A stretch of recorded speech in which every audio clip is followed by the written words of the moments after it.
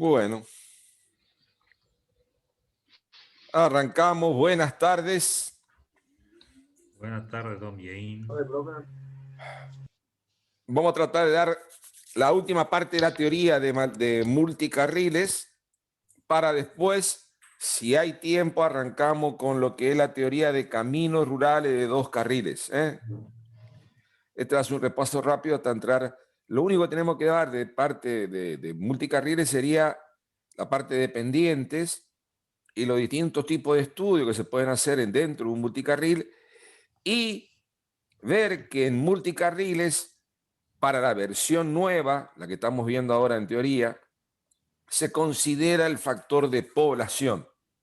Algo que cuando ustedes vieron con Mata no se consideraba porque eran los prácticos manuales anteriores, y en los manuales nuevos la teoría nos está diciendo que el factor de población deberíamos ser considerado también igual que en el caso de autopista.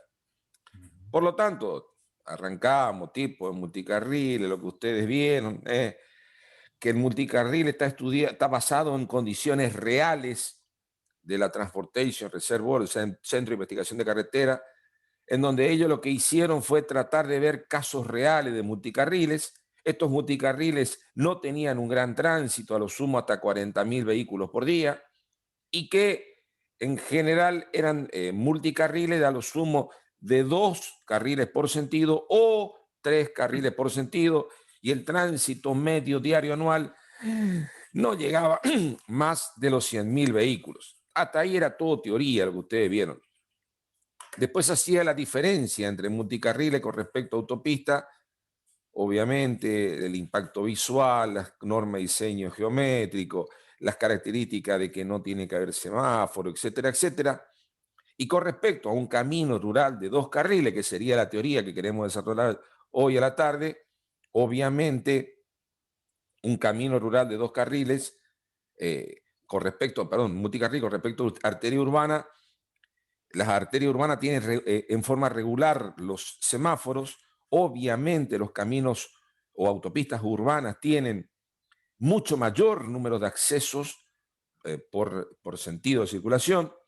Obviamente que un multicarril tendría que tener una norma de diseño geométrico de característica superior, y un multicarril con respecto a un camino o arteria urbana tiene un número de peatones y estacionamiento de colectivo mucho, mucho menor. Obviamente, con respecto a un camino rural de 2 carriles, la gran problema o la gran diferencia es que para poder efectuar maniobras de sobrepaso en un camino rural de 2 carriles, yo tengo que invadir el carril contrario para efectuar dicha maniobra, con todos los riesgos que genera desde el punto de vista de la seguridad al usuario. Después venía una pregunta que hicimos en el coloquio: ¿cuánto era la capacidad para condiciones ideales de un multicarril?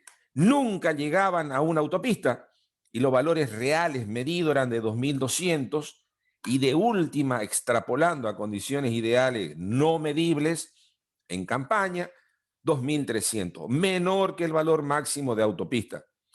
Automóviles por hora por carril, o sea, el valor lógico sería un 2.200, el que figura acá, y los otros valores, 2.300, son valores extrapolados, no para condiciones reales, no medidas, quiere decir eso. La gráfica, si vemos la gráfica, podemos interpretar que el parámetro velocidad no es un parámetro que define el nivel de servicio, igual que en autopista, porque hay una gran volumen, para un gran volumen, la velocidad casi inalterable. Por lo tanto, me está queriendo decir que la velocidad no es parámetro para cuantificar el nivel de servicio. Entonces vamos a ver que para el caso de multicarril, el parámetro que vamos a tomar como elemento para cuantificar el nivel de servicio era la densidad. Y la densidad sí es un parámetro muy importante, porque es el que me está por permitir, en función de las gráficas, como vieron con el ingeniero Mata, en función de la velocidad en flujo libre y el volumen de vehículo equivalente en automóvil, hora, carril, yo puedo definir en qué lugar de la sección estoy, y en función de eso puedo definir cuál sería la densidad correspondiente, y en función de esa densidad interpretar el nivel de servicio que tiene un multicarril. La gráfica esta, que es la gráfica que ustedes vieron ya con el ingeniero Mata, que es la aplicación práctica o la resolución de los prácticos que vieron con Mata. Las condiciones básicas desde el punto de vista de infraestructura, lo que hemos dicho, la velocidad en flujo libre, el número de carriles, el ancho de carril, las obstrucciones laterales, que en este caso eran 1,80 m para un lado, 1,80 m para el otro, de tal manera que siempre estamos hablando de 3,60 m, y que para el manual de capacidad, lo más interesante acá era el carril continuo para giro a la izquierda, que era una pregunta del coloquio en la cual nosotros preguntábamos esa solución técnica que se puede aplicar en Norteamérica, en países civilizados, en nuestro país se lo puede aplicar, y él, siguiendo la idea del ingeniero Felicia, la aplicación de un carril continuo para giro a la izquierda en un país en donde no se tiene grado de cumplimiento de las normas de tránsito es muy peligroso. Obviamente aparecía acá los factores de direccionalidad, factores de hora pico, y que en general los vehículos pesados se lo amolda o se lo mete todo en camiones, no se hace una discriminación tan grande. Acá lo que teníamos imagen de lo que significaba un carril continuo para giro a la izquierda, en donde uno lo que trata de ver es el concepto de por qué lo utilizan los americanos. Es un carril solamente usado para poder efectuar la maniobra de giro a la izquierda. Ese giro a la izquierda, que para usted es medio raro, qué sé yo, lo vamos a interpretar bien cuando veamos intersecciones, junto con el ingeniero Roberto Lirusi, en donde ustedes van a ver bien el concepto de lo que es el problema que genera en una intersección el giro a la izquierda. Interprétenlo entre nosotros que el giro a la izquierda genera un cruce muy violento entre los flujos de tránsito. Si yo tengo un tránsito en un sentido, tengo tránsito en el otro sentido, el giro a la izquierda es una maniobra muy peligrosa porque me produce a mí conflictos, y esos conflictos son en el futuro accidentes. Bueno, la aplicación donde no se podía aplicar la metodología propuesta por el manual de capacidad era donde existía una modificación geométrica, controles, restricción o cambio de carril, donde aparecían túneles. Dijimos que uno de los túneles, la foto que aparece después, por ejemplo, el túnel del Mont Blanc, o los túneles que acá en Argentina no hay tanto, pero sí se dan, pero no tan extensos como hay en Europa o en otros lugares. Por ejemplo, los que viajaban a Brasil, uno de los túneles más comunes que hemos visto los que vamos a Brasil es entre Camboriú y la localidad que se encuentra más al sur, no es Itajaí, es, bueno, no me voy a acordar, no es, Itapema, en Río Grande do Sul, no, Santa Catarina. En el estado de Santa Catarina, cuando uno sale de Florianópolis, llega a este balneario que uno entra para Gobernador Celso Ramos, Bomba, Bombiña, qué sé yo, ese Itapema. Cuando uno une Itapema con Camboriú, pasa por un morro, y para poder atravesar ese morro, los brasileños hicieron un semejante túnel. Bueno, si hay un túnel, no se puede aplicar la metodología propuesta por el manual de capacidad. Obviamente, donde aparece una presencia de peaje, porque el peaje interrumpe el flujo, por lo tanto ya el flujo no es ininterrumpido. Si hay una limitación del punto de vista de la señalización, y cuando aparecía el famoso ITS o los sistemas inteligentes de transporte, que son sistemas que hemos tratado de ver rápido con ustedes. Algún alumno ha compartido videos de Corea. Esos videos de Corea se los compartía la ingeniera Adriana Garrido, que es la que dio la parte de seguridad vial, una diplomatura que se dio en la facultad. Se lo compartía a la ingeniera y la ingeniera le encantó y me dijo: Rolly, lo voy a utilizar en mis próximas charlas sobre seguridad vial. Bueno, un temita muy lindo, muy hermoso, así que bueno. Obviamente donde hay cruce ferroviario, etcétera, etcétera. Acá estábamos todo lo que habíamos visto sobre los ITS. Túnel, este es el túnel que sale de Madrid y uno va para la ciudad de un pueblito muy lindo, se llama Segovia. Este es el puente que une con Segovia, y este es el famoso túnel que cruza los Alpes entre Italia y Ginebra, o sea, la Suiza, el túnel del Mont Blanc. Bueno, ese para que ustedes sepan y juegan. Bueno. Los límites de aplicación de la metodología. impacto cuando se convierte en 2 carriles indivisos, ojo al piojo, si está influenciado por semáforo, si la velocidad de flujo libre baja o muy elevada, si hay mucho estacionamiento en el tramo, ojo, me está queriendo decir un multicarril, si estoy muy influenciado por tránsito urbano, esta metodología puede tener errores porque me está generando problemas desde el punto de vista de la fluidez, mucha parada de colectivo, una gran actividad peatonal, o sea, todo aquello que me genera fricción no contemplado por la metodología manual de capacidad, la podemos aplicar, se la aplica. Lo que sí, el valor obtenido hay que tratar de tener un paresómetro, decir, podemos estar en un límite, no es tan o nivel C o nivel D, capaz es una cosa intermedia, pero hay que estudiarlo bien porque la metodología no está contemplando esas condiciones particulares. Tramos funcionales, tenemos que dividirlo cuando hay un cambio de carril, cuando aparece un cambio de separador central, cambio de pendiente, o aparece señales de pares, o se modifica el uso del suelo. Uno de los parámetros que modifica el uso del suelo en esta metodología es el número de puntos de acceso que tenemos en el tramo analizado. Desarrollo de la urbanización, le podemos decir. Velocidad diferente, cambio de volumen, etc. Vimos imágenes, que fue una pregunta que le hicimos en el coloquio. ¿Dónde tenemos multicarril en la zona? Ruta Nacional 14, Ruta Nacional 12, Ruta Nacional 16, la Ruta Nacional 9 con 34, la Ruta Nacional 19 entre Córdoba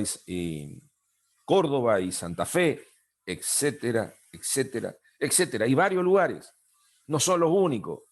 La Ruta Nacional 12 en la provincia de Misiones, multicarril. La Ruta Nacional 12 que se está construyendo en Corrientes, multicarril, etcétera, etcétera, etcétera. Ese hay varios. Esto era Brasil, Ascana 16, esto era la 19, Santa Fe, Córdoba, los Rotonda, que vamos a ver con ustedes más adelante, Dios mediante. Dijimos que en esta metodología lo más importante que presentaba la metodología de multicarril era la velocidad en flujo libre, la velocidad a la cual quiere ir el usuario si el volumen de demanda es casi nulo, o sea, a qué velocidad va el usuario, que no es la velocidad a lo que me da la camioneta, a lo que me da el auto, sino cumpliendo las normas de diseño, cumpliendo la velocidad máxima. ¿Cuál es la velocidad máxima a la cual puedo circular? Porque no hay nada que me esté molestando desde el punto de vista de la circulación. Bueno, está la explicación. Como este es el parámetro más importante, ¿qué me decía la metodología? Yo tengo que tratar de obtener la velocidad en flujo libre, es lo que vieron con el ingeniero Mata. Por lo tanto, hay dos grandes formas de obtener la velocidad en flujo libre. Una forma es medirla en campaña. Si yo tengo los datos de una estación total cerca de un multicarril que no está afectado por acceso, etcétera, y el valor de la velocidad que me da lo puedo medir y obtener fuera de las horas pico, pipí, cucú, me está diciendo que ese es un parámetro bueno desde el punto de vista de la medición. Es lo que está queriéndome decir acá. Si tengo que ir a medir en campaña, o sea, la medición en campaña, lo que me dice la metodología es buscar para hacer la medición en campaña un horario que no sea pico, fuera del horario pico, de tal manera que no te acerque a ese límite de hasta 1000 automóviles hora carril, fuera del horario pico, fuera de la hora pico, y hacer la medición en forma aleatoria, pero todo el complejo para tener una velocidad que va el usuario en ese sector determinado de ruta y vos estás midiendo la velocidad en flujo libre. No puedo hacer la velocidad en fórmula medida porque no tengo las mediciones. Bueno, es lo que vieron con el ingeniero Mata también. Yo puedo hacer corrección de la velocidad en flujo libre por medio de fórmulas, tal que lo que yo hago es a esa velocidad en flujo libre para condición ideal, velocidad en flujo libre para condición ideal, que es la que dice ahí, velocidad en flujo libre para condiciones básicas, ideales, le voy restando valores de velocidad en función de los parámetros que la metodología me dice va a bajar esa velocidad que puede ir el usuario. Uno de los primeros parámetros era cuál es el ancho del carril. Si el ancho de carril se va achicando con respecto al ancho ideal, la velocidad en flujo libre va a ir disminuyendo con respecto a esa velocidad en flujo libre para condiciones ideales. Después teníamos la velocidad en flujo libre en función de las obstrucciones laterales. Esa obstrucción lateral se abre la jugada porque si yo tengo un multicarril sin división, no hay nada que lo separe. Ojo al piojo cuando tomen el valor de la obstrucción lado interno, lado izquierdo. La teoría me dice tomar 1,80 m total. Después vamos a hacer la corrección por el tipo de cantero central, que es el FM, que tiene en cuenta el ajuste por el tipo de cantero central o separador central que tiene los dos sentidos de circulación en el multicarril. Yo estoy medio rápido repitiendo porque es todo lo que han visto ya hasta ahora en un repaso grande y el práctico que desarrollaron con el ingeniero Mata. Y por último aparecía como parámetro que disminuye la velocidad en flujo libre aquel que tenía en cuenta el número de accesos por kilómetro que tengo en el tramo estudiado. Ojo al piojo, cuanto más grande, o mejor dicho, el uso del suelo sea más desarrollado, tengo mayor desarrollo de urbanización. Como hay muchos números de puntos de acceso a mi multicarril, la velocidad en flujo libre va a ir disminuyendo por una cuestión elemental. Yo no puedo ir rápido porque en cualquier momento me puede aparecer cualquier vecino queriendo entrar al multicarril. Bueno, esto está contemplado en la fórmula para el cálculo de la velocidad en flujo libre cuando no puedo medir en campaña. Entonces lo que me decían los tipos, la teoría es, ¿qué significa la velocidad en flujo libre ideal? Puede ser la velocidad que utilizó el proyectista para diseñar la calzada.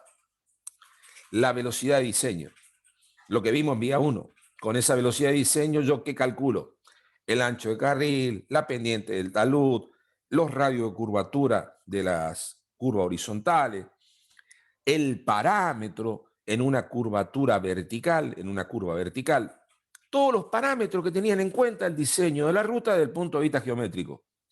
Con ese valor de velocidad ideal o velocidad directriz, se puede considerar como velocidad en flujo libre.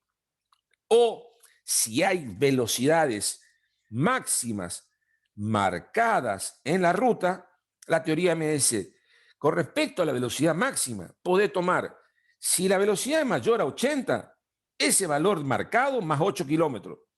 Y si la velocidad es menor de 80, el valor marcado más 12 kilómetros. Es un arreglo teórico para encontrar que velocidad en flujo libre, condiciones ideales. El primer término, marco la formulita, de esta formulita, el que ellos llaman velocidad en flujo libre para condiciones básicas, condiciones ideales. Después teníamos, por ancho de carril, fíjense, entre nosotros estamos discutiendo cosas rápidas. Es lógico, si el ancho de carril es grande, este valor, ancho de carril 3,60 m, ¿cuánto es la disminución? 0. Pero a medida que el ancho de carril, este ancho, empieza, ancho de carril, menor que 3,60 m, lo que vimos en vía 1, ojo al piojo, hay una disminución notable de la velocidad en flujo libre que tiene ese multicarril.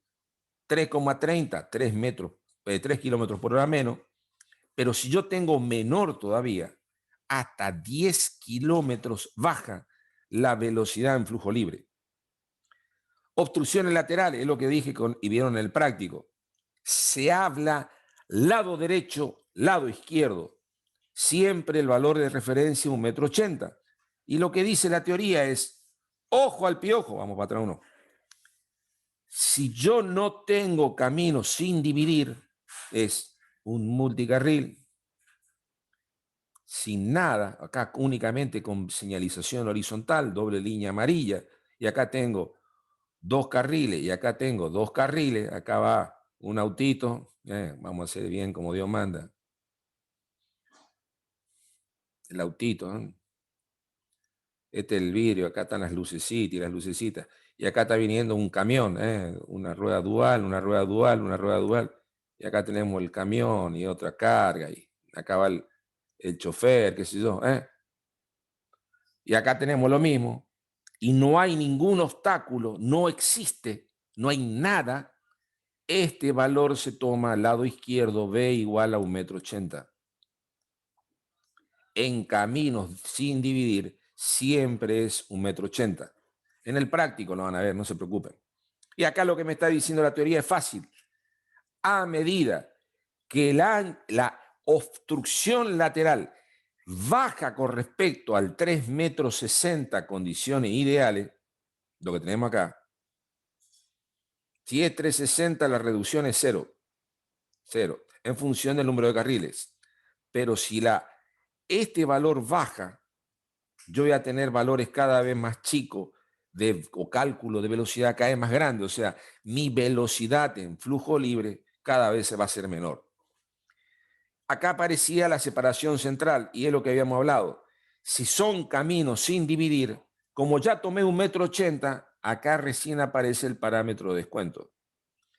Y si el camino está dividido, por ejemplo, con un carril continuo para giro a la izquierda, es 0. O si está dividido, por ejemplo, con una barrera física, un New Jersey o una baranda, o aparece un cantero central, el valor de descuento es 0. Esta foto le puse hoy. Aquellos que son o han viajado a Misiones, esto sería la salida de la ciudad de Posada hacia Encarnación, hacia Candelaria. Esta es una barrera física que están poniendo en corriente en la Ruta Nacional 12, son urbanas de corriente.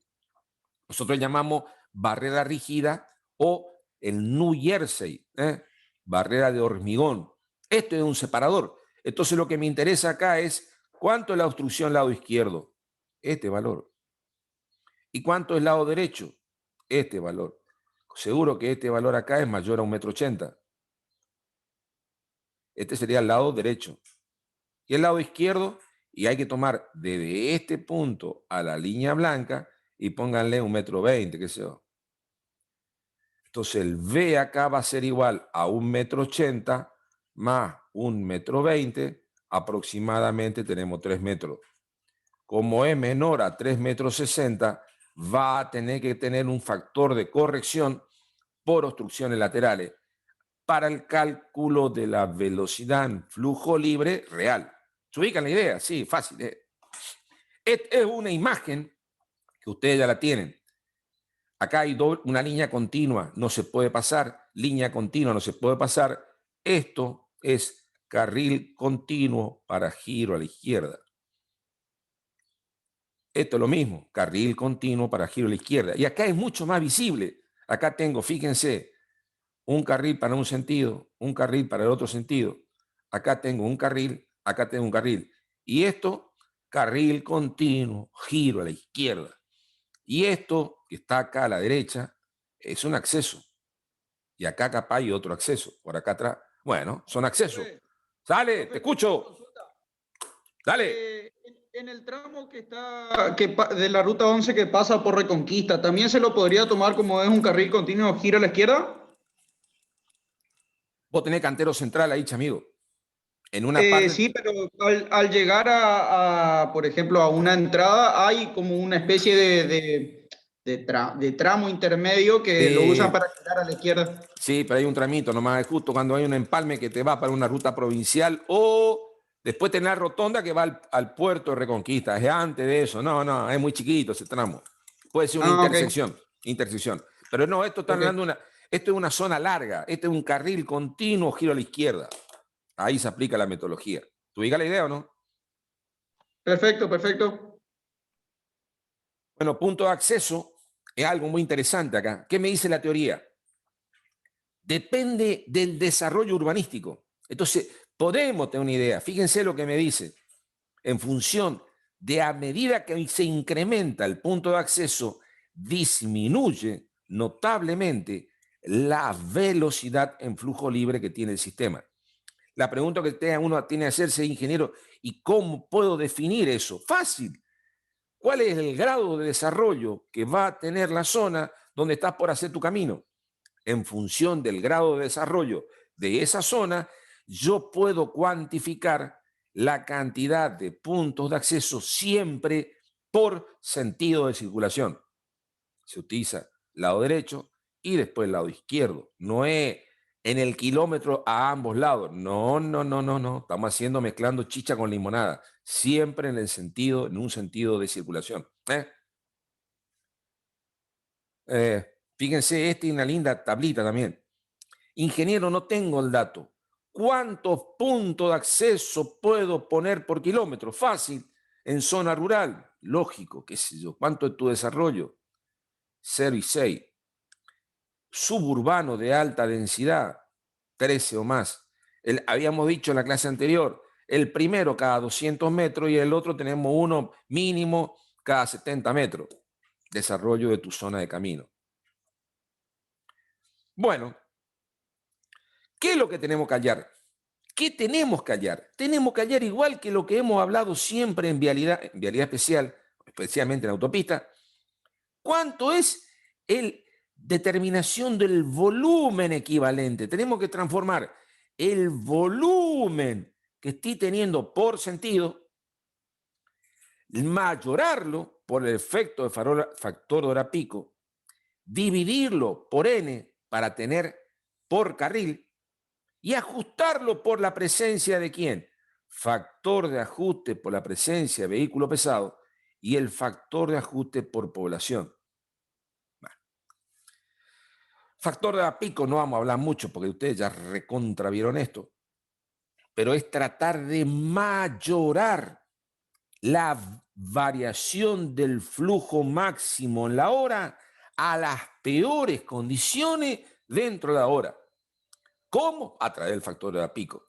Ese factor de pico, ingeniero, ¿qué valor puede tomar? Y ustedes ya tienen que decir, yo te digo a vos, que entre nosotros, factor de hora pico en un multicarril 0,5, ¿es lógico o es ilógico? Ilógico, totalmente está totalmente perdido ese valor. Es un valor totalmente que puede ser semejante a un camino rural de 2 carriles, pero no en un multicarril. Tenemos que hablar de valores entre 0,75 hasta 0,95. Son los valores normales que puede tener un factor de hora pico en un multicarril. Depende de tu diseño. ¿Cuándo, ingeniero, está más cercano a 1? Cuanto tu ruta tenga un desarrollo cada vez más influenciado por ciudad. Puente Chaco Corriente. El puente Chaco Corriente, como está influenciado por 2 grandes ciudades, la variación de la hora pico, 0,9, 0,92, 0,93, ahí estamos. No es más. Hay poca variación dentro de la hora pico. El flujo de tránsito dentro de la pico es bastante estable. A medida que me voy alejando de una ciudad, el valor del factor de hora pico es menor que 1, pero nunca puede ser 0,5. Son preguntas de exámenes, no importa. No le vamos a decir tanto. Ahí está. Valor lógico. 0,75, 0,95. Estos serían los valores lógicos. Ingeniero, le pongo un 0,5. No, papá, está haciendo macana. Le pone un factor de hora pico acá entre nosotros. Factor de hora pico. Igual, 0,5. MFT.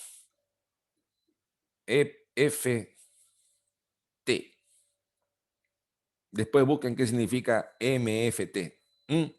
No lo tipo decir yo, pero está errando el bicachazo. Muy fuera de tema, queda bien. Ahí está, ahí está. Muy bien, muy bien. Me parece muy bien. Ese alumno es mucho más didáctico que yo, porque yo estaba por decir una burrada. Pero no importa. Eso me decían en mi época, así que Vehículo pesado. Vamos a vehículo pesado.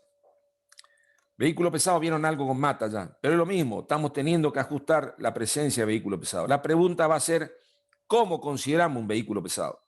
Y el vehículo pesado lo tenemos que de vuelta estudiar igual que en autopista. Ingeniero, ¿dónde estamos trabajando? Si estamos trabajando en una zona que tiene variación importante de pendiente y longitud o un tramo relativamente uniforme. Y ahí aparece de vuelta qué tipo de desarrollo del punto de vista geomorfológico tiene el sistema donde estamos trabajando. Porque si está muy influenciado por pendiente, ya no es ni terreno llano ni ondulado, sino va a ser pendiente específica. Entonces, hay que estudiar el fenómeno del punto de vista del tipo de desarrollo donde se está haciendo el diseño de mi multicarril. Entonces me dice la teoría, se ha encontrado que en multicarril en general, la fórmula de la que ustedes vieron, que va a ser 1 sobre el porcentaje, 1 más el porcentaje de camiones, equivalente de camiones menos 1, tal que si hay algo de ómnibus, está metido todo acá. No se hace una discriminación tan importante con ómnibus, camiones y recreacionales como eran los anteriores manuales, directamente meten todo camiones. Y vamos a ver cómo hacen en la fórmula nueva, el manual de capacidad nuevo, desde el punto de vista de la obtención del equivalente de camiones. Entonces dice él, tramo largo uniforme o pendiente específica. Tramo largo uniforme es lo mismo que vimos con autopista. Son tramos, dice la teoría. Vamos a leerlo, total, queda feo. Tramos que no poseen pendientes mayores o iguales al 3% en longitudes superiores a 400 metros o pendiente del 2 al 3 en longitudes superiores a 800 metros. O sea, nuevamente, el manual de capacidad está considerando que para tramos largos uniformes no estamos hablando de pendientes muy importantes. Fíjense que son pendientes 2, el 3% y longitudes chiquititas, 400 metros u 800 metros. O sea, me está considerando el manual de capacidad, bueno, obviamente es la versión ya más moderna. Antes hablábamos de longitudes mucho más importantes, acá no. La presencia de una pendiente del 3% en una longitud mayor a 400 metros ya me genera en el camión una pérdida de velocidad que amerita ser estudiado no como un tramo largo y uniforme, sino como una pendiente específica. Cualquier pendiente entre el 2 o el 3% en longitudes mayores a 800 metros o pendientes de 3% o más en longitudes superiores a 400 metros, pendiente específica. Ya me lo está diciendo la teoría. O sea, es simple, es lo mismo que en autopista, como considera el manual de capacidad, tramo largo uniforme o pendiente específica. Tramo largo uniforme, obviamente, sería cuando no hay valores de pendiente que le generen al camión ir a velocidad de trepada. No me queda otra. Tramo llano. ¿Cuándo es tramo llano? No quiere decir que es horizontal, sino que la combinación planialtimétrica hace que en ningún momento el camión experimente velocidad de trepada. O sea, combinación de trazado horizontal y vertical que permite a los vehículos pesados mantener velocidades similares a la velocidad de los automóviles, tramos cortos de no más 2%. Pregunta de rigor. Cuando uno habla de tramo llano o tramo ondulado, no me estoy refiriendo a las condiciones topográficas, sino a que esas condiciones de diseño planialtimétrico afectan a la velocidad de operación de los vehículos pesados. ¿Entendieron la idea? No hay duda sobre el particular, ¿no es cierto? Son preguntas de parcial. ¿Qué dice el manual que está interesante? Para una multicarril, yo tengo que hablar siempre, y es lo bueno que tiene el multicarril, o es terreno llano, o terreno ondulado, cuando estoy trabajando en tramos largos y uniformes. Tramo montañoso. Hijo, eso es pendiente específica. ¿Entendieron la idea o no? Y fíjense lo que dice la teoría. Para tramos llanos, el equivalente de camión es 2. Terreno llano. Para terreno ondulado es 3. Listo. No hay más tutía. Olvídate el resto. Y el ingeniero, ¿y qué pasa si tenemos pendiente o pendiente específica? Ah, ¿qué tipo de combinación? Miren esto. Que es nuevo el manual. O sea, obviamente el manual es va evolucionando el manual. ¿Qué me dice acá? ¿Cómo se encuentra la composición de esos vehículos pesados? Los vehículos pesados estudiados están formados por 30% de camión simple. ¿Qué significa camión simple para nosotros? Puede ser un camión que no lleva carga o un camión sin acoplado.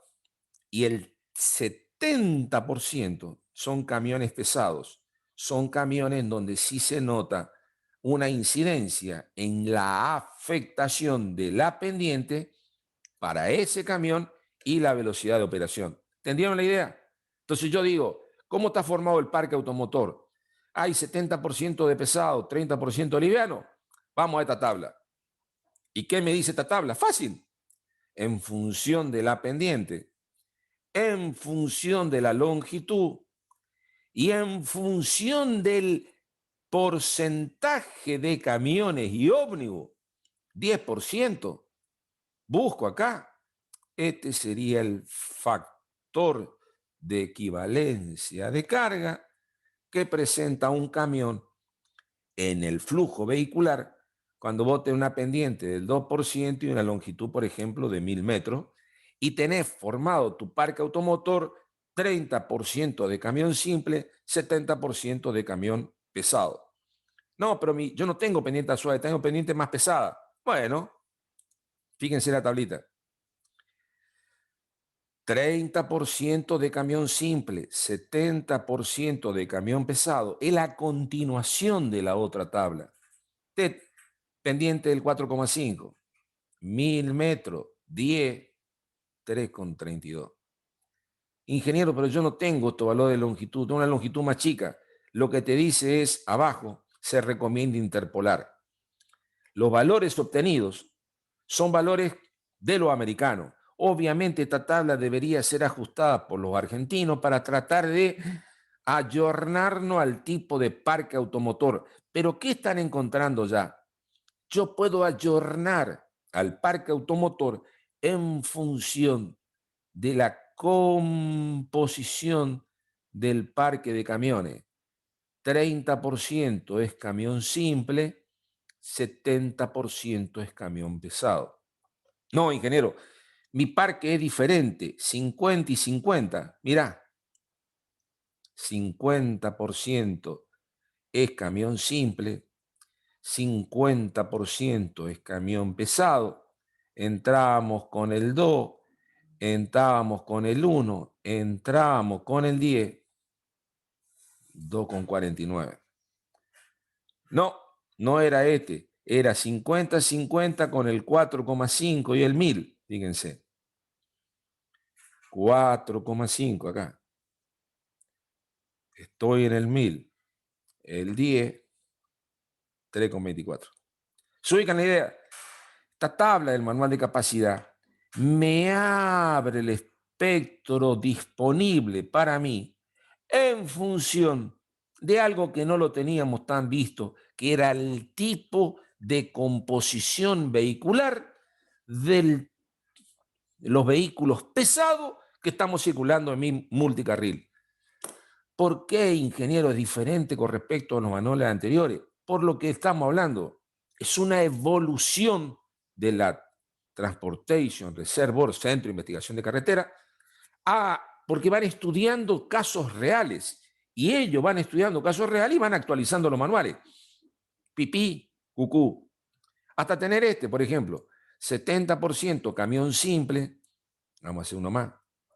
30% camión pesado, entramos con el 2, entramos con el 10, entramos con el 10, 2,36. No, no el 2, el 4,5. 4,5, 1000, 10, 3,10.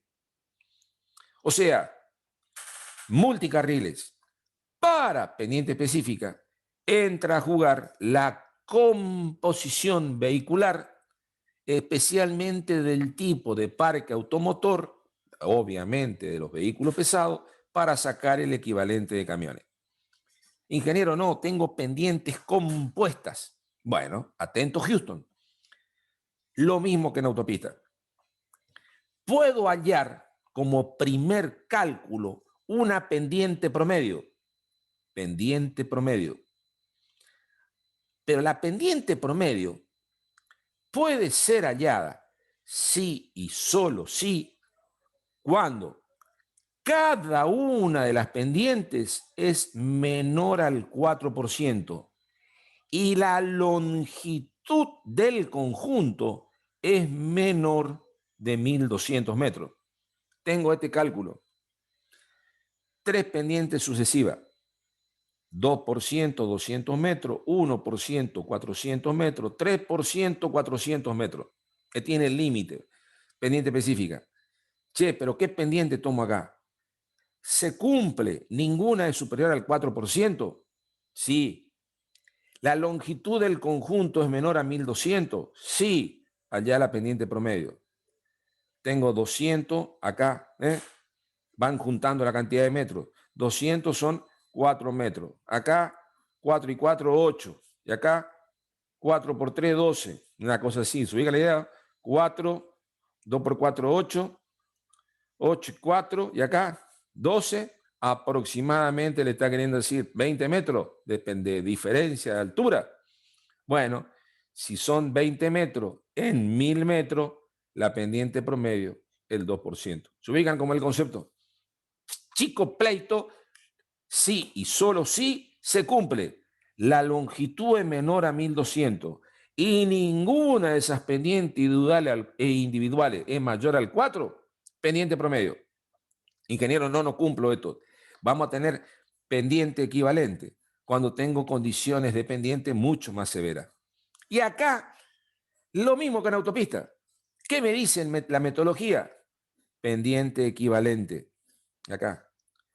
Tengo que hallar una pendiente que me genere la misma pérdida de velocidad que tenía el sistema para esa combinación de pendientes.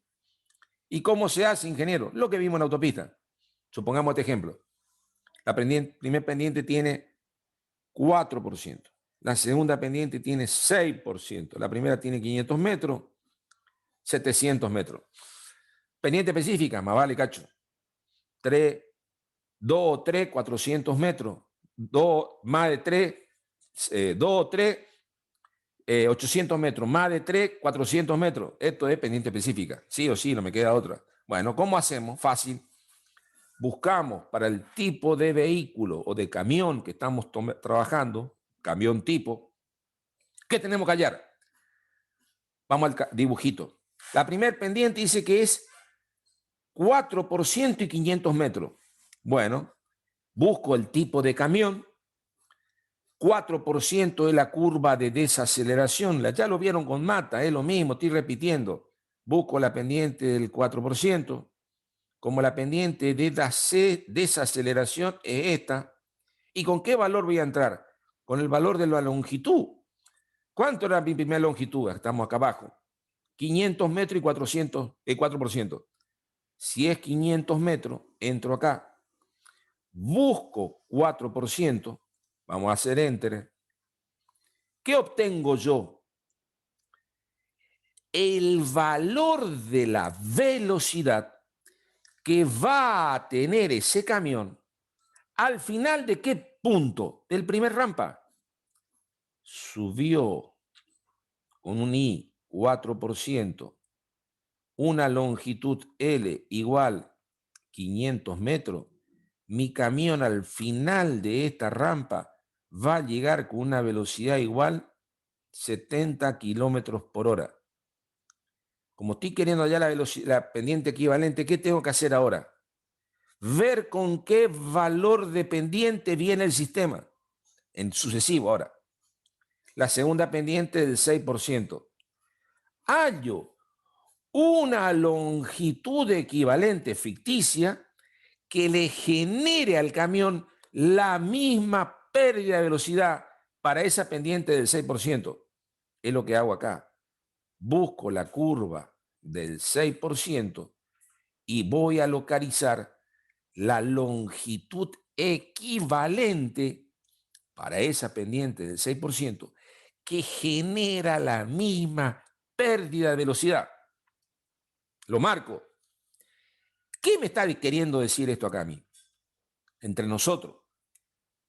Mi camión, ya sea subió con 4% y 500 metros, el valor de la velocidad en este punto es 70 kilómetros por hora. Y es lo mismo decir que en vez de subir con 4 y 500 metros, subió con 6% y 300 metros. Sube con 6% y 300 metros. La pérdida de velocidad final acá es igual a 70 kilómetros por hora. Este valor es lo mismo que este. Esto es lo que me dice esta gráfica hasta ahora. ¿Y ahora qué tengo que hacer? Tomar la longitud de la pendiente sucesiva. ¿Qué valor tiene la pendiente sucesiva del 6%? 700 metros acá abajo. A este valor de 300 metros, ¿qué le tengo que sumar? L2, que es igual a 700 metros. Si esto es 300, metí por ahí a 1000, número más. ¿Y ahí a dónde voy? A la pendiente del 6%. ¿Y qué estoy encontrando acá yo? El valor de la pérdida de velocidad que está teniendo el camión al final de esa combinación de pendiente del 4%, 600, 500 metros, 6%, 700 metros. ¿Cuál sería la pendiente equivalente? 6%. Entro con el valor de la longitud final, 1200 metros, y la pendiente equivalente que va a tener mi práctico va a ser del 6%. Fácil, ya lo vieron ustedes con el ingeniero Mata. Esto es a repetir lo mismo que vimos en autopista. ¿Qué es lo nuevo que presenta el práctico de multicarriles? La práctica nueva que presenta el práctico multicarriles es que en este manual, versión 2016, contempla el tipo de población de conductor. ¿Y qué me dice la teoría?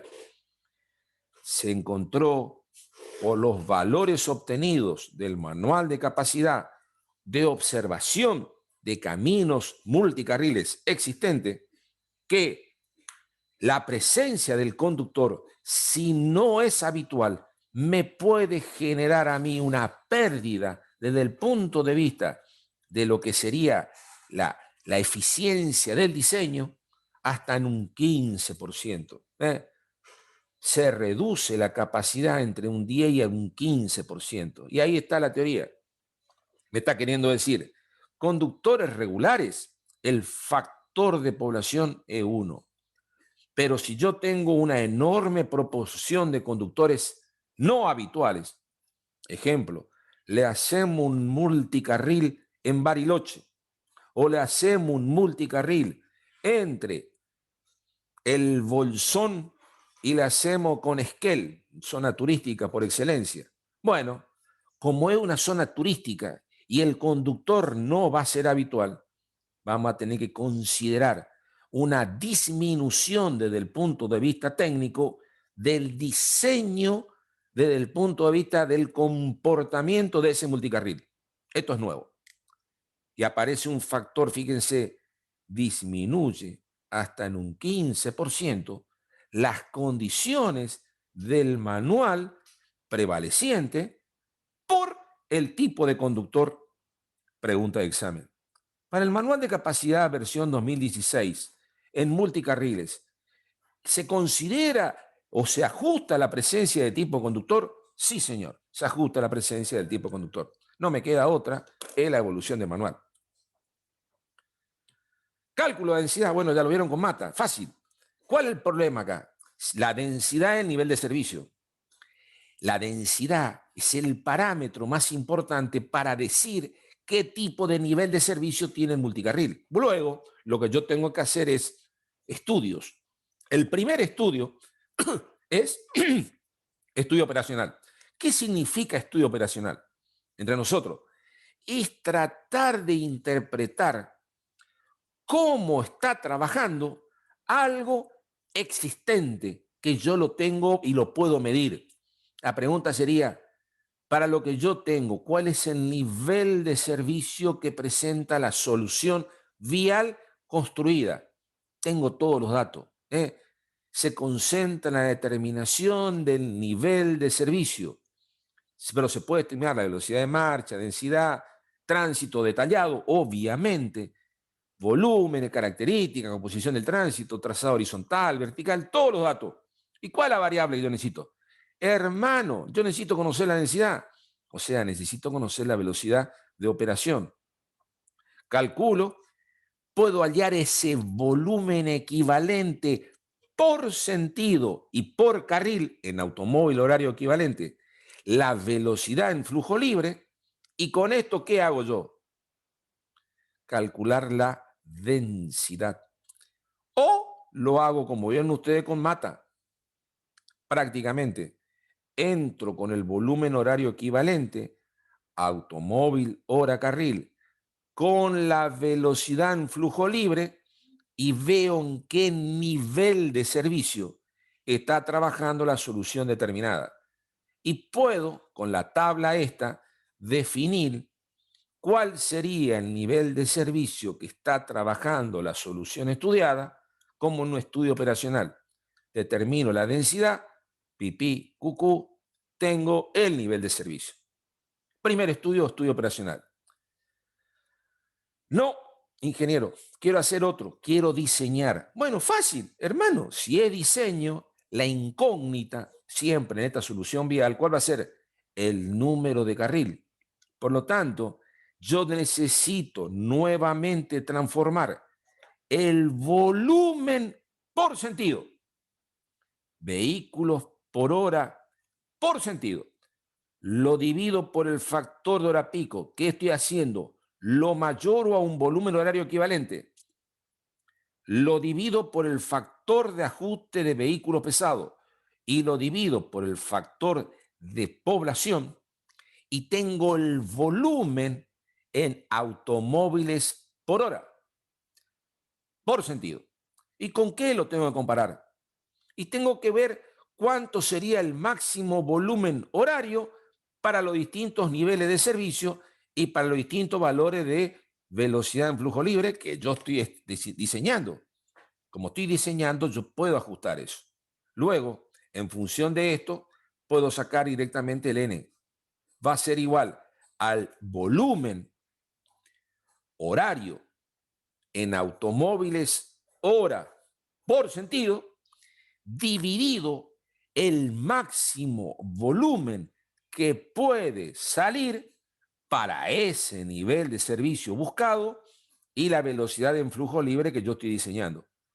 Por lo tanto, es un cálculo matemático en el cual, haciendo una fórmula mucho más grande, es igual al volumen horario por sentido dividido el máximo volumen por carril en automóvil de hora carril, dividido el factor de hora pico, dividido el ajuste por la presencia de vehículo pesado y dividido ¿por quién? Por el factor que tiene en cuenta el tipo de usuario que está por circular en el sistema. Y hallo el cálculo de N. Sería diseño. Planeamiento. Lo mismo que vimos en la autopista. Estoy planificando mi ruta para años futuros. O sea, me pongo en una ingeniería de un país serio, me pongo a analizar y digo, hermano, No quiero hablar mucho porque queda feo, pero acá hemos tenido varias administraciones que decían vamos a inventar autopistas para todo el país. Hay lugares que no es necesario. Bueno, yo así como inventaron autopista para todo el país, yo también te puedo decir multicarril para todo el país. Bueno, podemos hacerlo. Está dentro de la teoría, la herramienta que tenemos me permite a mí poder planificar si es necesario o no un multicarril de acá a 5 años, acá a 10 años. Entonces, empezamos a volar con la imaginación para tratar de gestionar créditos que me permitan a mí poder materializar esa solución vial y armo lo que se denomina un plan de infraestructura para el próxima década. Argentina, año verde, obviamente estamos hablando de genética. No importa. ¿Qué es lo que yo tengo que tener? Fíjense lo que yo tengo que tener. Primero que nada, necesito conocer el volumen de tránsito medio, diario, anual, entre esos dos puntos estudiados.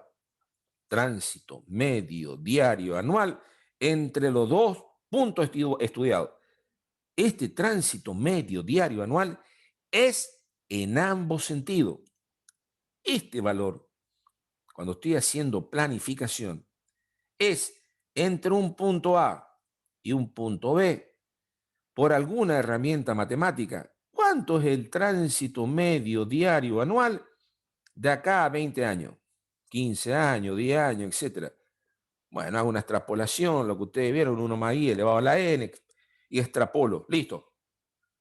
¿Ese es el tránsito por sentido? No, es el tránsito medio, diario, anual, en ambos sentidos. Luego lo tengo que hacer por sentido. ¿Cómo lo hago por sentido? Fácil. Por el factor de direccionalidad. Ya lo vimos con ustedes. Puede ser 50% en un sentido, 50% en el otro, o puede ser 60-40. Depende del tipo de desarrollo y uso del tránsito. Autopistas urbanas radiales puede llegar a ser 70-30. Ojo al piojo, ¿eh? Acá tienen que aplicar todo lo que hemos visto en ingeniería de tránsito. Y el K, ¿qué es lo que es K, ingeniero? Y es la variación del factor con respecto al tránsito medio diario anual del que me va a encontrar a mí el volumen horario de diseño. Representa qué porcentaje del tránsito medio diario anual pasará en la hora pico. Es el valor que representaba de las 8.760 horas, o la hora trigésima, o la hora 50, o la hora 80, o la hora 150. Era el valor de los 8.760 horas horarias, ¿qué valor tomo yo como representativo para el diseño vial? Bueno, K. Ya lo vimos con ustedes. Y ahí que estoy teniendo el tránsito por sentido que va a tener ese multicarril de acá a 15 años, 10 años, 20 años. Es lo que nosotros llamamos este valor, que es para nosotros decimos qué volumen de vehículos por hora, por sentido, va a tener la solución que yo estoy buscando. A este valor, que es el valor de vehículos por sentido, lo que yo lo tengo que hacer es dividirlo por ¿quién? Por el máximo que teníamos en la tabla anterior. ¿Cuánto va a ser el máximo? Y bueno, si yo puedo definir el máximo y tengo el volumen de demanda, directamente estoy definiendo el número de carriles. ¿Se ubican la idea de lo que estamos haciendo, no? Multicarril, ¿eh? Con estos valores yo puedo definir planeamiento.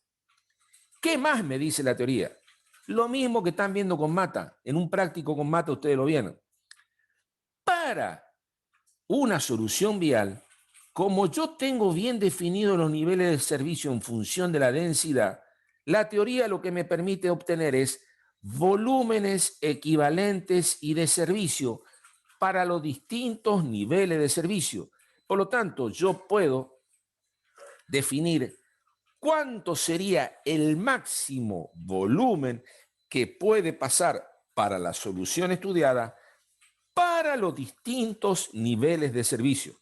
O sea, me permitiría a mí estudiar cuánta elasticidad tiene todavía ese multicarril para ese nivel de servicio, cuánto volumen de demanda puede soportar.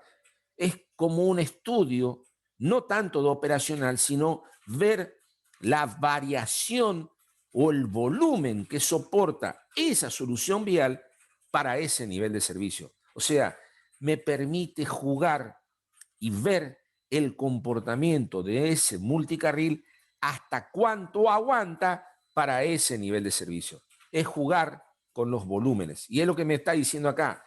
Puedo, en función de los distintos tipos de valores de fluctuación, ir encontrando ese volumen máximo que puede pasar para los distintos niveles de servicio y en función de eso hallar esa fluctuación de máximo volumen equivalente y de servicio que puede soportar la solución estudiada. Tenemos esta tabla, tenemos otra tabla que es lo mismo, nada más que está jugando con distintos valores de K. Acá que están, acá, marco acá en el dedo y acá. El K y la direccionalidad. Y yo que estoy jugando con los distintos niveles de servicio, ¿cuánto sería ese valor de fluctuación máxima para los distintos niveles de servicio que puede soportar la solución estudiada? Y acá termina el práctico de lo que es multicarril. Si se darán cuenta que multicarril es casi igual que autopista, no hay mucha variación. Lo único importante es interpretar que es una solución vial mucho más económica que una autopista, muchísimo más económica que una autopista, pero entre nosotros, entre un multicarril y una autopista, y yo no tengo plata, me voy a un multicarril. Y es lo que están haciendo las administraciones nacionales de Argentina. No hay tanta plata. Bueno, hermano, hacemos un multicarril y bajo el grado de siniestro vial que se puede dar en la zona. Ustedes los vienen ya, en la teoría lo hemos desarrollado. Ruta Nacional 16, la travesía urbana de la ciudad de Corrientes, la autovía Ruta Nacional 14, lo que están haciendo en la provincia de Misiones, de la salida de Posadas, toda la travesía urbana, y están llegando más allá de Candelaria, están llegando hasta el peaje de Santa Ana, todo con multitrocha, le llaman multitrocha, es un multicarril.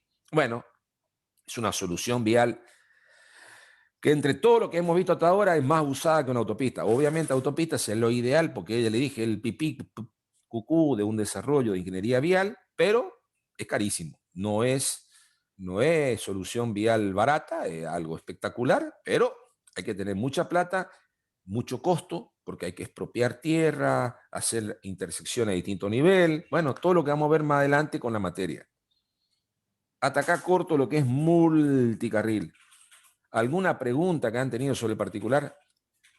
Si no, quiero descartar, dejar de compartir. Vamos a entrar en lo que sería para mí. No sé cómo andan tan cansados, ¿no? Sí, llevamos una hora 5. No pasa nada. Vamos, vamos, vamos. Ingeniero, Dale, tengo una duda. dale. Ahí Una la sola tenés. autopista Rosario-Córdoba. Sí, dale. ¿Por qué la venden como autopista? Y bueno, te la venden porque en la autopista hay tramos de la ruta 9, ojo, 9 que es autopista. Hay tramos de la ruta 9 que es autopista. Vos no podés salir al campo. Para eso están las distintas intersecciones a distinto nivel de todos los cruces que tiene la ruta 9. En algunos tramos es autopista. ¿Cuál es el problema de esa ruta? Es para hablarlo más adelante. Es muy monótona. Entonces, al ser tan monótona, hubieron muchos accidentes viales porque no había ITS, Sistema Inteligente de Control de Tránsito. Y ahí los muchachos no andaban a 110, 120, sino a lo que le daba el móvil y se hacían acá. Y después se sumó que hay lugares puntuales que tiene diseño vial, lo que vieron en seguridad vial, lo que cruzaron vías 1 el año pasado con Tulio, que el ingeniero Sierra mostraba un mal diseño geométrico de la calzada en lugares puntuales. Era la ruta 9. La ruta 9 entre Rosario y Santa Fe y Córdoba en lugares puntuales es autopista. Vos no podés salir al campo.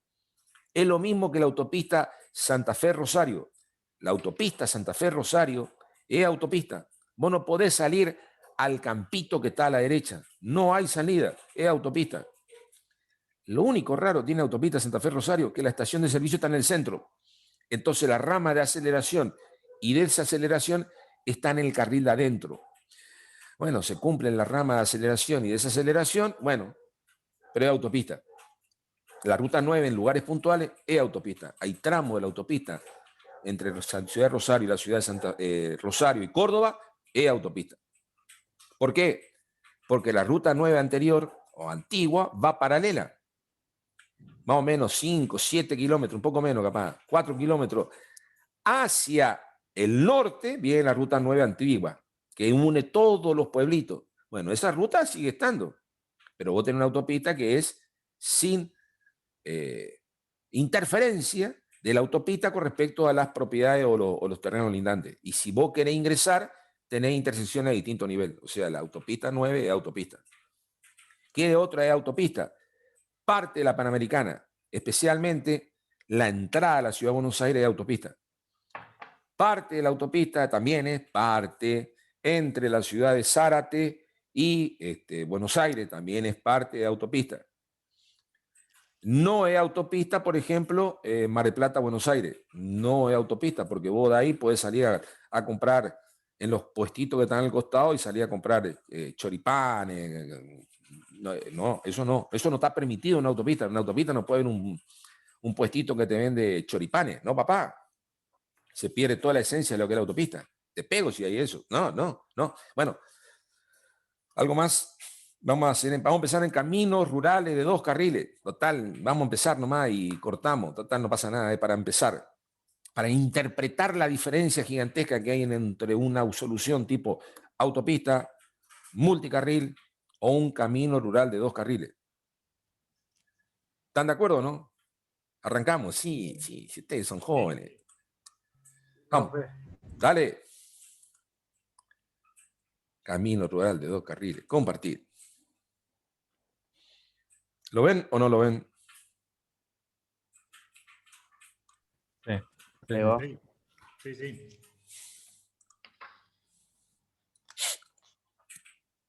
Manual de capacidad, que vamos a estudiar lo que es caminos rurales de 2 carriles, es el manual de capacidad que más cambio experimentó de la versión anterior, que es la que vamos a ver ahora, 1985, a la versión nueva, que también vamos a ver, versión 2010. O sea, los caminos rurales de 2 carriles son, dentro del manual de capacidad, lo que más se ha modificado desde el punto de vista del procedimiento. ¿Por qué empezamos con la versión anterior? Porque es la versión que nosotros más se podría llegar a decir la que experimenta la cinta azul de la popularidad. En los manuales de capacidad, en las soluciones viales, se sigue utilizando este manual de capacidad, porque el ingeniero Felicia nos decía, es el que más dominio teníamos nosotros los ingenieros viales desde el punto de vista del comportamiento de una ruta en función de lo que decía el manual de capacidad versión 1985. Luego hay una nueva versión, la vamos a ver con ustedes, que es la versión 2010, que tiene cambios totalmente notables. ¿Y cuál es lo que me decía Felicia con respecto a ese manual nuevo? La metodología es tan nueva, tantos cambios experimentó, que los valores que nos da la metodología no tienen un fundamento para nosotros todavía de una base científica que podemos interpretar.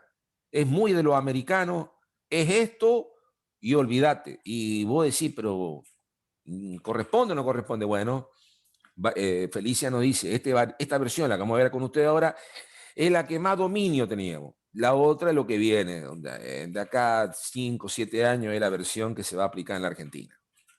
Pero no importa, vamos a tratar de estudiarlo como corresponde y verlo porque es algo interesante. Caminos rurales de 2 carriles, así como había esto en autopista y vimos multicarriles, tenemos que estudiar el manual de capacidad para los caminos rurales de 2 carriles. Entonces, ¿qué son los caminos rurales de 2 carriles?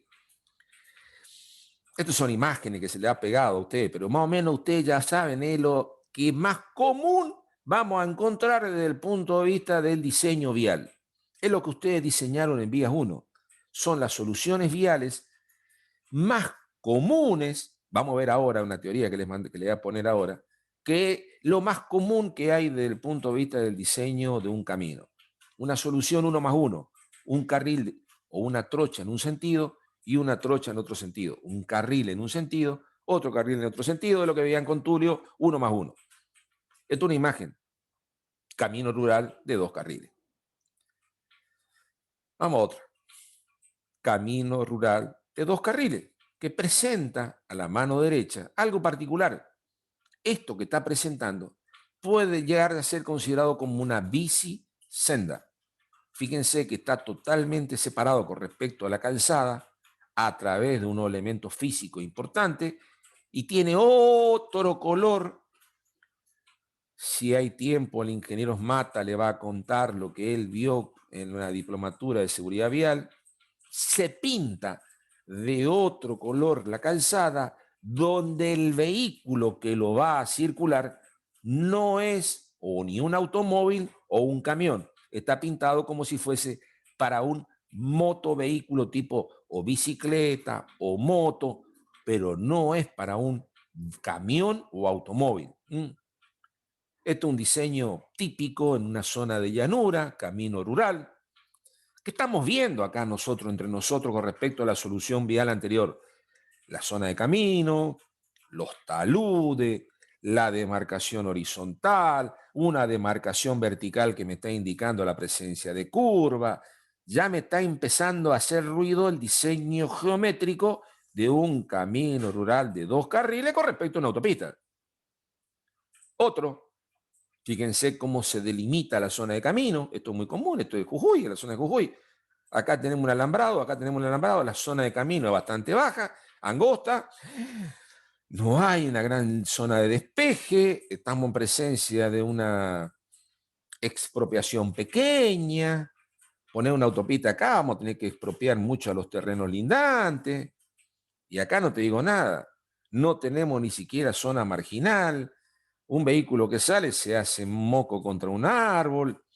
¿Qué estamos encontrando haciéndome ruido acá? El diseño de un camino rural de 2 carriles.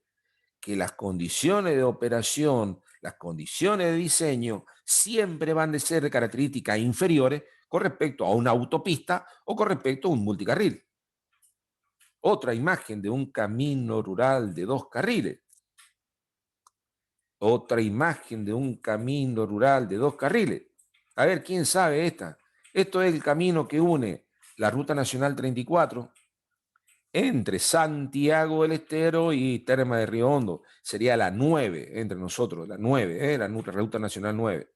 Saliendo de Santiago del Estero, como quien va hacia Terma de Río Hondo. ¿Qué estamos encontrando en este camino? Muy parecida a la provincia del Chaco. Una zona de camino espectacular, gigantesca, y en esta zona de camino sí te puedo poner un multicarril. Espectacular. Y en la imagen anterior, ¿qué pasa? Si yo miro la imagen anterior, no. La imagen anterior no vamos a poder hacer nosotros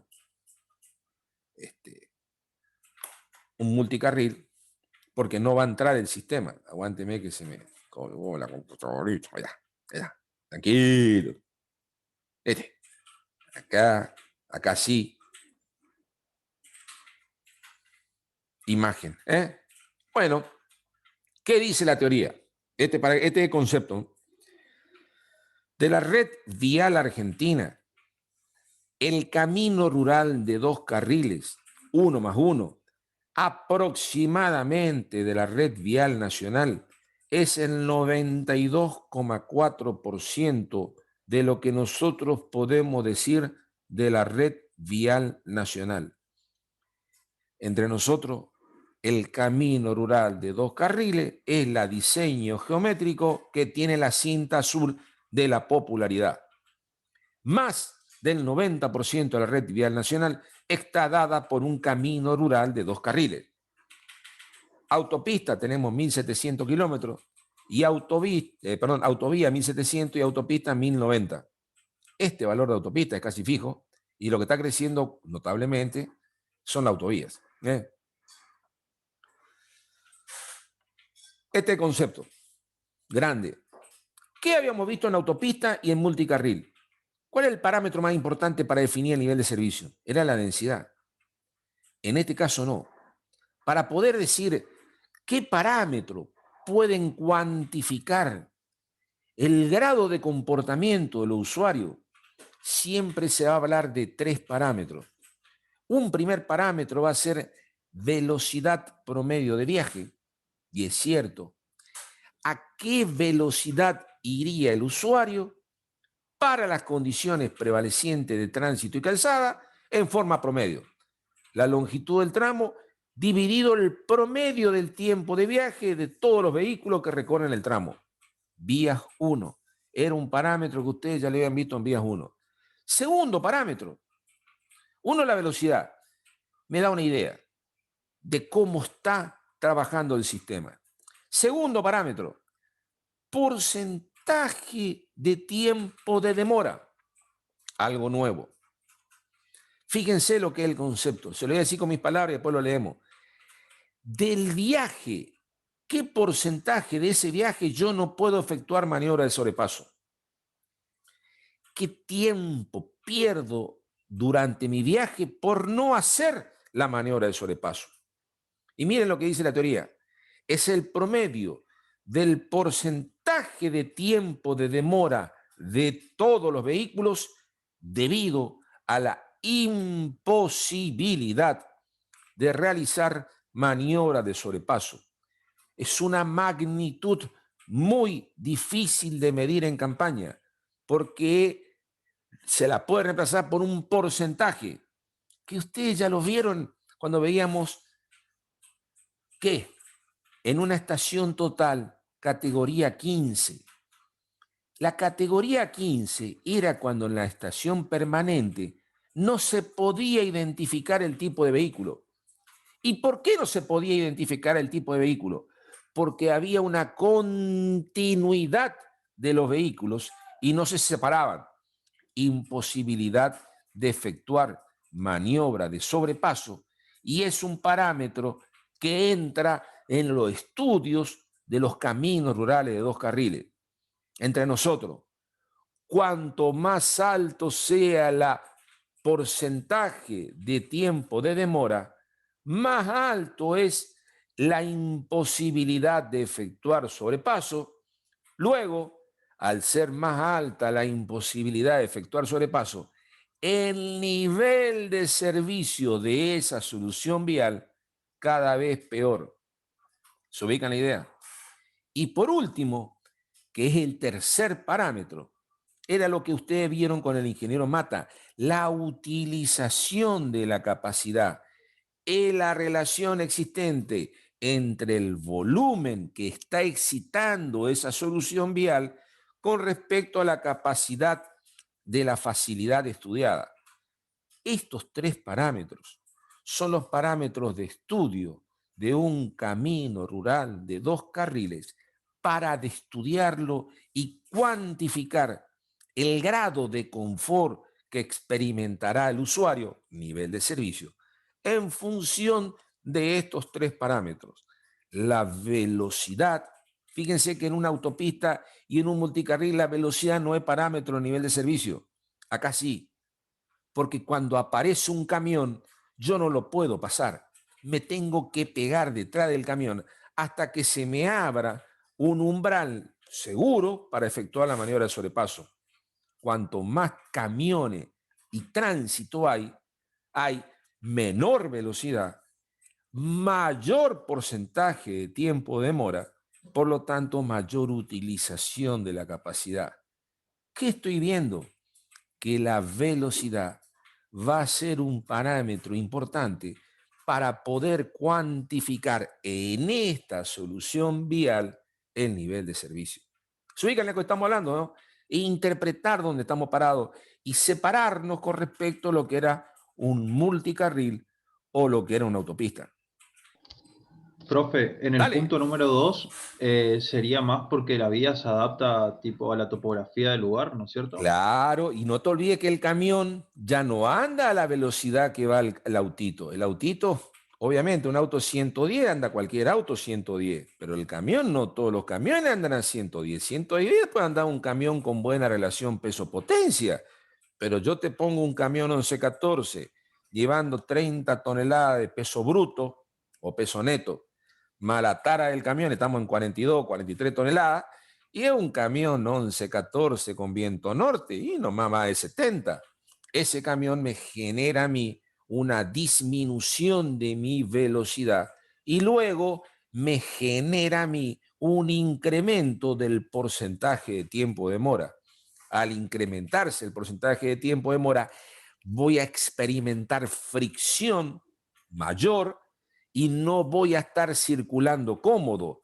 ¿Qué quiere decir? No voy a estar circulando en un nivel de servicio A o B, sino puede llegar a ser C o D, y cuanto más sea el tránsito, la utilización de la capacidad va a ser mayor. ¿Tú digan lo que estoy queriendo decir?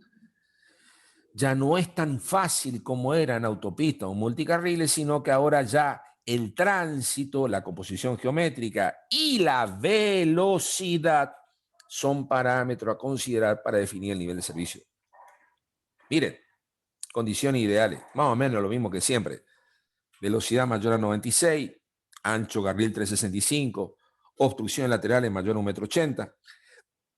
Miren lo que aparece, dice, sin zonas con señalización, prohibido adelantarse, o distancia de visibilidad menor a 460 metros. ¿Qué para esto? ¿Qué significa esto desde el punto de vista vial? Y acá hay un hipervínculo, él sí lo abre. Si aparece esta marca desde el punto de vista vial, me está diciendo que yo no puedo efectuar maniobra de sobrepaso. Está restringida la maniobra de sobrepaso. Y si está restringida la maniobra de sobrepaso, puede ser porque aparece una curva horizontal o aparece una curva vertical o aparece un puente. Y en un camino rural de 2 carriles, yo no puedo efectuar maniobra de sobrepaso cuando hay una curva vertical, una curva horizontal, un puente, o aparece lo que me dice la teoría, una demarcación que me restringe la operación de maniobra de sobrepaso. ¿Qué dice la teoría entonces? Sin zonas de señalización, prohibido adelantarse o con distancia de visibilidad menores a 460 metros. Cuando estoy diciendo condiciones ideales, no hay curvas ni verticales ni horizontales en el tramo estudiado. Si aparecen curvas, aparecen zonas de restricción de sobrepaso, ya no es condición ideal. Tránsito compuesto solo de automóviles, distribución del tránsito 50 y 50, ninguna interferencia para el tránsito pasante debido a controles de tránsito o vehículos que giran. Atento, Houston. Acá yo sí puedo tener accesos laterales. Y si estoy estudiando una ruta camino rural de 2 carriles en condiciones ideales, no puedo tener en el tramo analizado accesos laterales, porque si aparecen accesos laterales, para un sentido es giro a la derecha y en el otro sentido giro a la izquierda, cruce, choque. Eso no puedo tener para condiciones ideales. Y el terreno, obviamente, es llano. Y esta es la Profe, pregunta. Dale, te el año escucho. pasado nos dijimos que el ancho del carril variaba entre 335 y 365. Y bueno, yo te estoy diciendo las condiciones ideales, mínimo Ideal 365. está. Esta es Sí. condición ideales. Ancho de carril mayores o iguales 3 metros 65. Condición ideal mayor de 3 metros 65. ¿Cuánto es la capacidad? Y acá hago este y un enter más y corto. La capacidad ideal entonces en un camino rural de 2 carriles. 2.800 automóviles hora en ambos sentidos. 2.800 automóviles hora en ambos sentidos. ¿Cuánto era en la autopista por sentido? 2.200. 2.400 en la autopista. 2.400 en ambos sentidos. Fíjense que si fuese 2.400 en ambos sentidos, multiplico por 2, debería ser 4.800. Y acá me está diciendo la teoría que los caminos rurales, versión 1985, máximo es 2.800 automóviles hora en ambos sentidos. Menos, un poco menos de la mitad de condiciones ideales de una autopista. Ojo, ¿eh? Ingeniero, ¿y cuánto se modificó la versión con respecto al año 1985 con respecto a la versión 2010? Mire lo que dice la versión 2010. La capacidad de un camino rural de 2 carriles es máximo para condiciones ideales 1.700 automóviles hora por carril por sentido. Por carril hay uno solo, así que es por sentido. Y lo máximo en ambos sentidos de 3.200. Fíjense el valor 1.700 y ustedes lo están comparando con el valor que viene contenido en autopista, 2.400, y el valor obtenido en multicarril, 2.200, acá tienen 1.700. ¿Por qué? Esa es la pregunta que le dejo picando y estudien. Hace la pregunta del coloquio para la semana que viene. ¿Por qué en un camino rural de 2 carriles tengo tránsito para condiciones ideales menor que en una autopista y menor que en un multicarril? A ver si usted razona. Esa pregunta va a ser coloquio para la semana que viene. Hago el descanso, nos vemos más tarde y el ingeniero Mata arranca 5. ¿A qué hora arranca, negro? 5, en 15 minutos. Listo, un abrazo, che, gente. Gracias por todo. Disculpen. Carlito. Le pregunto, ¿cuándo No, dice? no. Después Chau. le pregunto. Dale. Después nomás. Chao, Chau. Inge. Chau, chau. A descansar. Gracias, che. Hasta luego.